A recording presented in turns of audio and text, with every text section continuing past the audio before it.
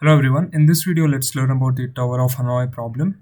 And this problem basically specifies that we have three poles, and each of these poles would be of the same size, and there would be n number of disks on one of the poles. That's the source pole, and the disks would be of different sizes. So the bottommost one will be the largest, and the topmost will be the smallest, and it will be in decreasing order from the bottom. And our goal is to move all the three disks from the source to the destination. So here it's going to be from A to C via an auxiliary disk or auxiliary pole, which is the only other pole remaining out of these three. And the number of disks can be variable, so it can be anywhere from 2 to infinity. And here I've just taken three of them to make the visualization much simpler. So as you can see, it's very intuitive, that the first step is going to be moving this green disk from A to C, as it's shown over here. And then we are going to move the purple one from A to B. And since we don't have any disk on the pole B, it's safe to move the purple one to pole B. But we can't move the orange one to B, because one of the conditions or one of the rules states that we can't move the larger disks out of how many ever is remaining. The largest one, we can't move it without moving all the other disks on top of it. And the second rule is we can't move two disks at the same time. And now what we do is, since we have the green one at C and the purple one at B, we can move the green one on top of the purple one because it's smaller than the purple disk. And now we have the freedom to actually move the orange disk to the destination pole, which is C, since there are no other disks present on the pole C. And after this, what we do is we move since we have to move the purple one to the destination, but there's a green one on top of it which is smaller. We move the green one to A first. We can do this since there are no disks on the pole A, and then we can move the purple one freely on top of the orange one. Finally, we can move the smallest one on top of the purple one. It's the smallest green disk on top of the purple disk over here. So this completes the problem. And this is kind of, we built an iterative solution which is feasible when there are two or three disks. But if there are four or more disks, then it's really hard to build an iterative solution. But because, as you can see, if you have three disks, then we would have 2 power n minus 1, that's 2 power 3 minus 1, so 7 operations to perform. And if there are 4 disks, we would have 15 operations, and writing 15 operations one by one is really a pain.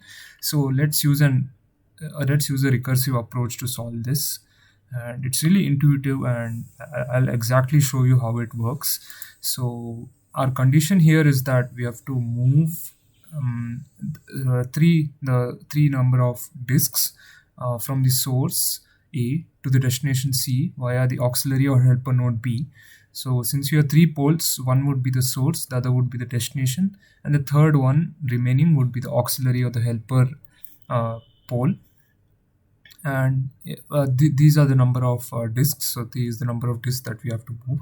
So the first thing we have to do is we have to, as you can see in the diagram, we have to move the smallest one from A to C, that's from source to destination. But in order to do this, we have to call a recursive call of n minus 1 from the source to the destination via the auxiliary. So that's recursive call which we have to call. So n minus 1 in this case would be 2, and the source would be A, the destination would be B, and the auxiliary would be C.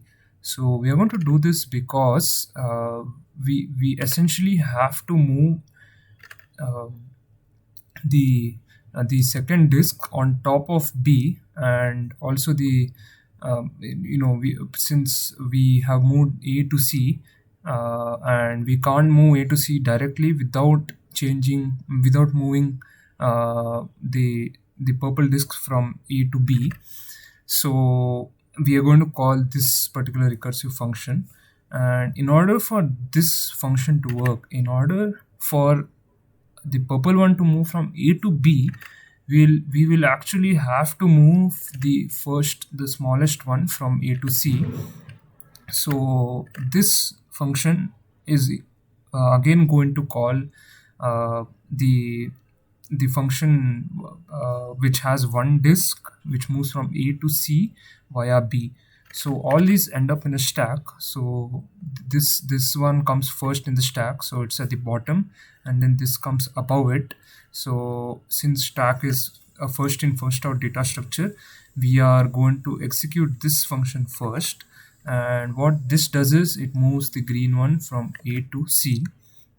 And now since we have the output or the return value for this particular function, it's going to go here to the function which is below it on the stack, and over here we are going to move the purple disk from A to B. So that's going to be the step that we are going to do here. And finally, what we are going to do is we are going to move the third one, that's the largest one, from A to C. So that's what happens over here. So I'm going to go over this one more time now. So our objective is to move three disks from A to C via B, and the first thing we have to do is we have to move the A disk from the smallest disk from A to C, and the second objective is to move the purple disk, that is second largest disk, from A to B. And to do this, first we have to call a recursive call to move the second disk from A to B via C, and the second one is this purple one. But in order to move this, since our rule states that the smallest one should be moved first and then the one which is larger than that in order, so we move the first disk from A to C via B. So that's what we're doing here. We are moving from A to C via B, and then the output of this is returned to this function which is below it on the stack. And here we move the purple disk from A to B, and since B is free, we can move it over here from A to B. And now what we do is we basically come over here, down here, and we move the disk C to B, because since we have to get A, that's the largest one, to C, we move the C disk to B, so that there's space over here to bring A here.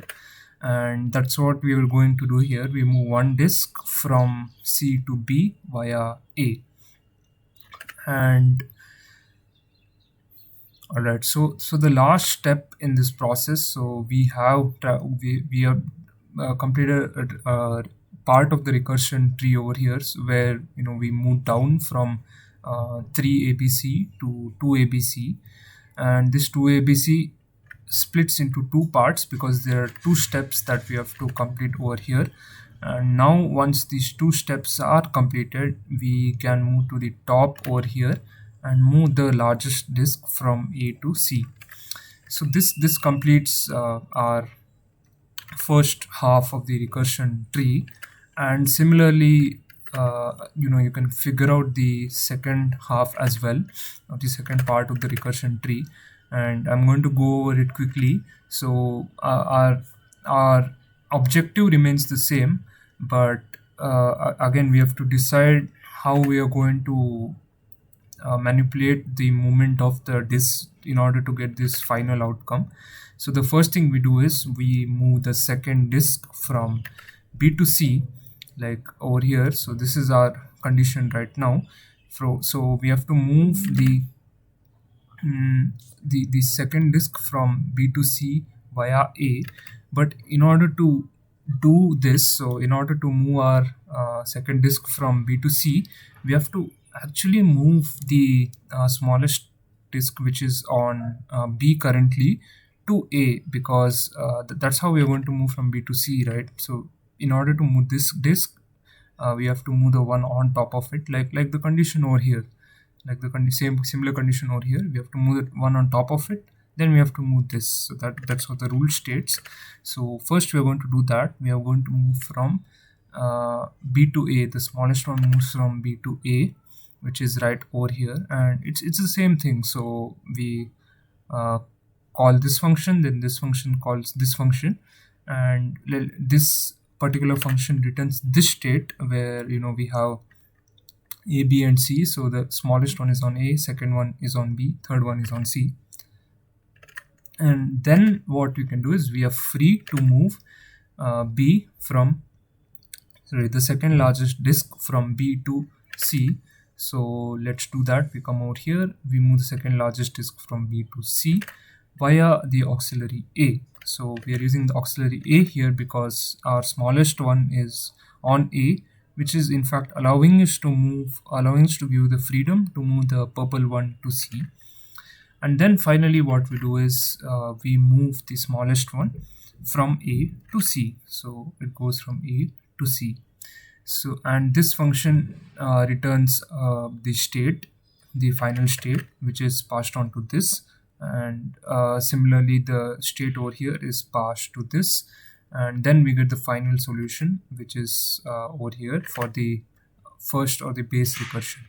So this is how the complete process works, and the code is very simple to very simple to implement, and it's essentially everything we did here. And the base case, of course, is that whenever we have the smallest one on top, whenever n is equal to 1, we have to move it from the source to destination, so we have to actually print it out. And now let's move on to the code.